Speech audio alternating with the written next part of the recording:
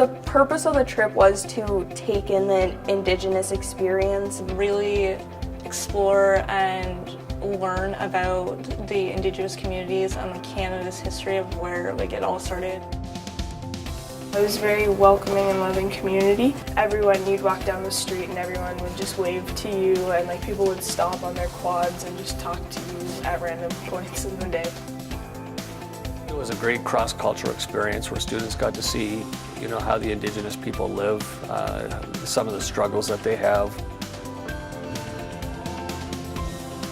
We actually did spend a day at the church and we heard the entire rosary in the Dene language, and then we actually had a Catholic service, and I did the second reading for that. So it's just kind of both intertwined, and it's really nice.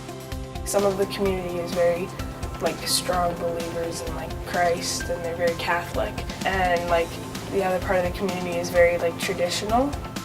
So a camp day was a chance for us to interact with a lot of the local kids. Where we taught them all about what we were doing. So for me, I was in tech, so I taught them how to make a shelf. We had an art station, a tech station, a hairstyling and aesthetic station. After that, we did a little bit of community work where we cleaned up the place. The drum making was a really cool experience. It started with John bringing out a bag of caribou hide. From there we put it over this log and scraped it down with a caribou bone to get all the meat off of it. And then we glued and cut it and shaped it to the rim, hung them up and dried them, and then we actually were able to use them the next day.